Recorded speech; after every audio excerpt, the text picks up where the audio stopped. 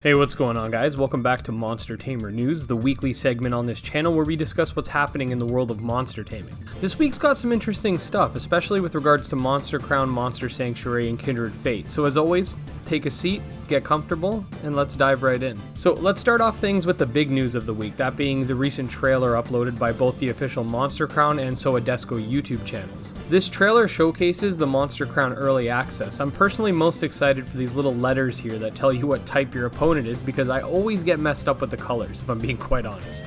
Now, for those wondering, I did ask, with regards to the beta save files, they will carry over if you have the updated save files to the early access. The early access is going to be slated for release on July 31st.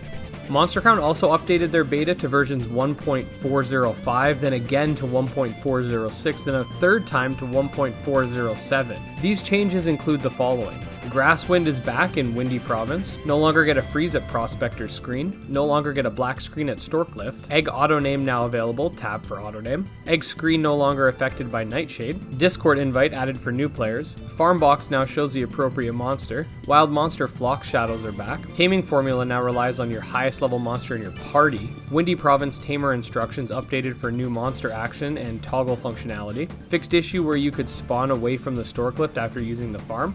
Monsters only wander and find things if outside now. Shake added to HP bar when hit. Quick swap menu fixed, press cancel at the main battle menu. Faster HP drain for super effective hits and inverse as well. Added tip at the start of the game that party EXP is on. Let the player start with $150. Map no longer causes softlock. Brilliance no longer mess with the other monsters' colors. You can now get a monster radar near the bridge to Frobeck, Southeast Desperado. 20% overall buff to EXP gain across the board. Added additional monster to the team of the Dew Cave Thug. Type display and notebook and tutorial menu improved. Improvements to overworld menu. Can return to the battle quickly after failing to flee now. Trove now has a sprite for moving north. Special radar feature that has been widely requested. Their Discord server also added a section called Beta Battles where you can seek other people, well, to battle. So that's nice as well. I am personally really looking forward to the early access, as once we do see that launch, the Monster Crown player base will increase extensively, as the only way to get access to the game right now is by filling out that Gleam page that Soadesco created, which is great that they made the beta public, but I think a lot of people are either kind of don't feel like doing the steps required to get access or just really don't even know it's a thing.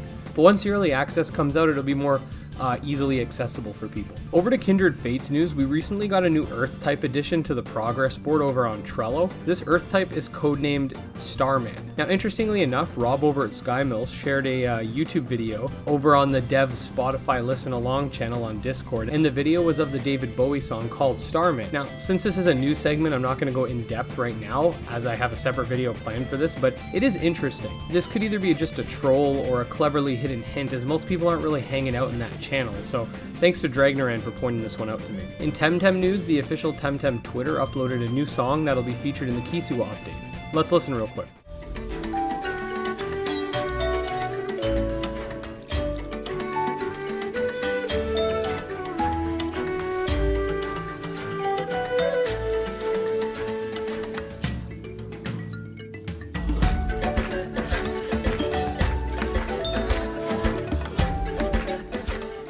This track's going to be the main theme of a town in Kisiwa called Vumbi and was created by Damian Sanchez. Now over to the Temtem Weekly Reset. This week will feature high Luma odds with Tuai and Schween spawning at Sci Park. They both only have a 20% chance to spawn and have a ×3 Luma chance.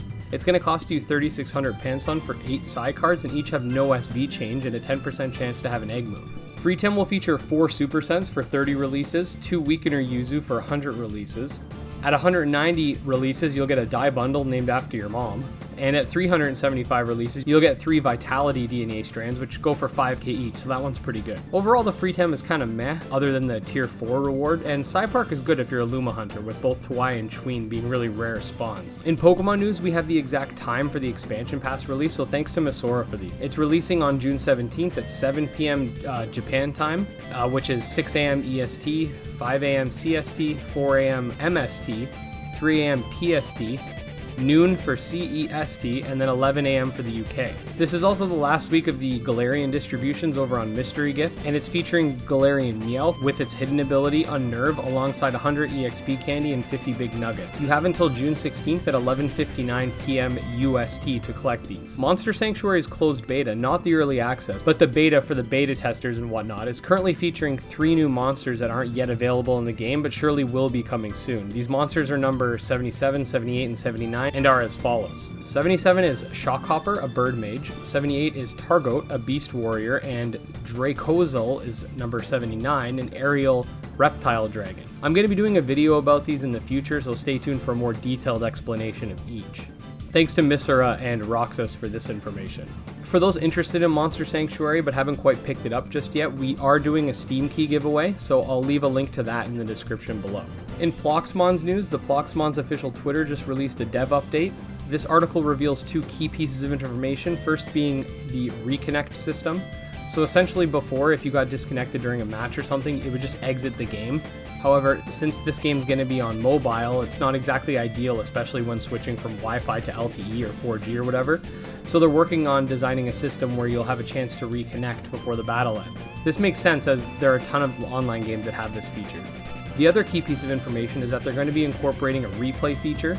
Now this is going to be great for someone like myself who wants to sort of show battles off and do commentary but don't want the actual raw footage of them battling because there's a lot of delay in between choosing moves and whatnot. So it's definitely a welcome addition. And finally, the Siralim Twitter just posted a link to a forum where you can discuss Siralim Ultimate as an alternative to Discord. This is specifically for Kickstarter backers, so that's always cool too. But anyways guys, that's pretty much the gist of what's going on this week in monster taming. Like I've said previously, I do plan on expanding the scope of games I cover once we sort of get more showcase videos out on them. And I do apologize in advance if my voice or if anything sounds a little weird in this video. I'm not feeling very well right now, so if I sound different, that's why.